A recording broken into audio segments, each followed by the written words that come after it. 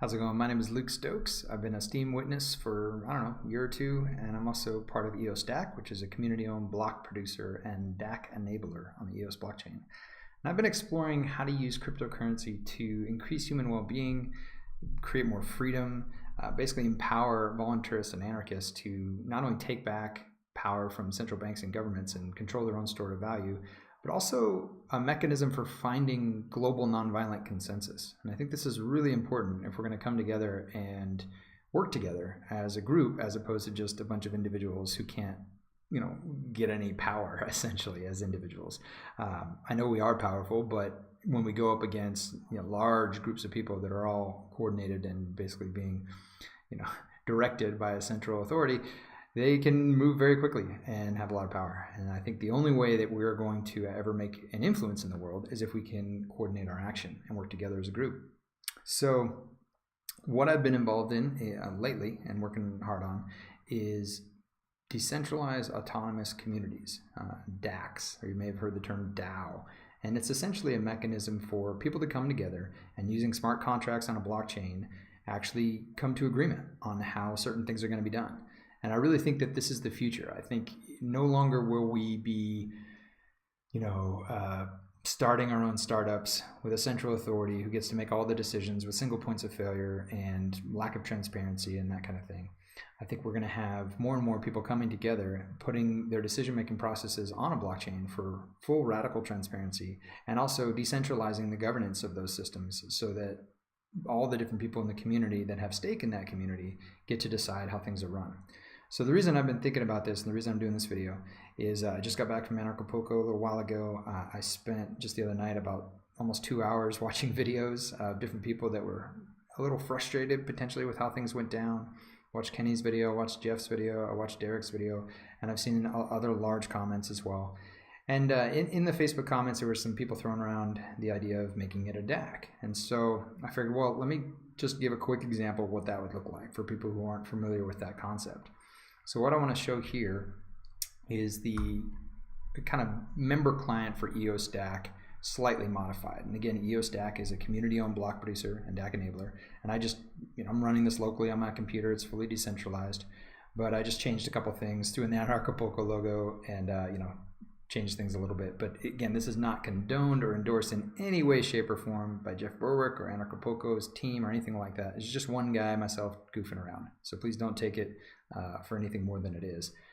But in here you can see this is an example of the member client. We have, in our case, we have an actual constitution. So members of this particular decentralized autonomous community would come in and actually agree via a contract.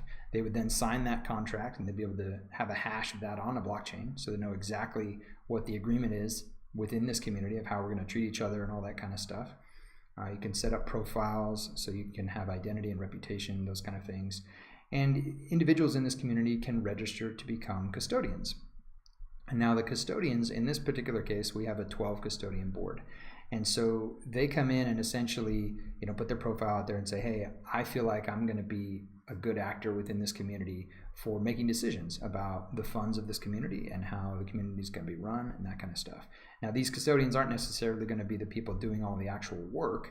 Like in this case with Anarchapulco, these wouldn't be, necessarily the people running stage lighting or managing ticket sales or anything like that. These might just be a trusted group of people in the community that will kind of decide on which vendors are going to be used and how much things are going to cost, that kind of stuff. So instead of a single point of failure, you get a group of people that get to make these kind of decisions. And then as custodians, they can come in and create multi-signature transactions.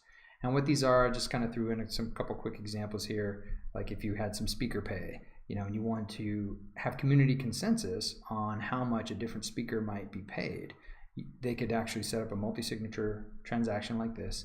And it would be, in this case, you'd have to have 9 of the 12 custodian board members approve the transaction before it would go through. And once they do, once you get the total amount of approvals, you can actually go ahead and execute it. And I'll give an example, like here's one for catering, if you're going to do a catering payment. And when I go in here as a custodian to approve this, I'm actually signing a message with my private EOS key on a blockchain. So it's fully transparent and people will know how I voted. They know how, what my opinion was on this. And it kind of sets a moment in time to say, okay, here are the people that are for this, here are the people that have abstained. And ultimately, this gives us a lot of transparency, and we can actually have governance and management and all these big scary words that a lot of individualist anarchists want to avoid. But ultimately, when you're putting on an event with thousands of people, you need some coordination, right? You need some people working together. You need some people to make some decisions. And I think based on what I've been hearing, there was some frustration about how some of those decisions were made. And I don't think in every case it was just because of, you know, bad actors or anything like that. I think oftentimes it's just misinformation. Oftentimes it was personality conflicts. Oftentimes it was, you know, just drama, right? So, like, for example, when people are saying, oh, you know, they're making all this money, you know, I heard somebody say Berwick has a, you know, a $2 million budget and all this kind of stuff. Well, those are just numbers kind of thrown out of the air, right? And if it was on a blockchain, if we were actually reviewing actual numbers in complete transparency, then it would be different. Then we'd actually, I think, as a community come together and say, oh, okay, we want to have this event. We want to have it be a great event. We want to pay money for good vendors and good speakers and things like that. And so we'd have to come together to think about how we'd actually be able to do that. So, you know, as a custodian, you can actually come in here and get paid. It's a small paid position. And, you know, your main job would be to approve and deny worker proposals, which is kind of the next big piece that we'll be building into this. This just shows multi-signature transactions. We would have a full worker proposal system where any member of the community could come and say, hey, you know, I'm really good at X, Y, or Z, and I'd like to participate in making this event great. And here's my rate, and here's what I do, here's my reputation. And you can, have the custodians vote on who would be involved and how things would happen, how things would go down. So it's a really interesting example of what's possible with blockchain technology today. And I really do think this is the future. I don't think we're going to see as many kind of centralized startups in Silicon Valley anymore. Instead, people are going to say, look at this community that I facilitated. Look at this thing that I helped launch. And they're going to recognize that they don't have ownership of it. And that I think is the key.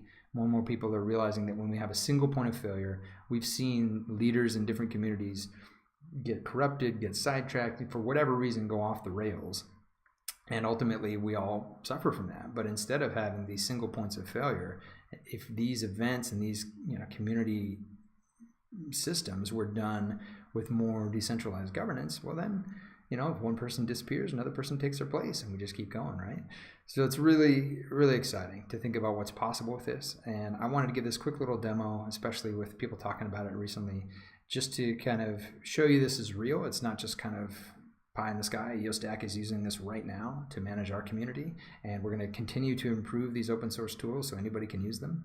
And we're going to see a lot more DACs in the future. I think it's going to be awesome, and I hope you'll participate. So if you have any questions, definitely reach out to me. Again, my name is Luke Stokes, or you can join our Discord at eosdac.io, and I look forward to seeing from you. Take care.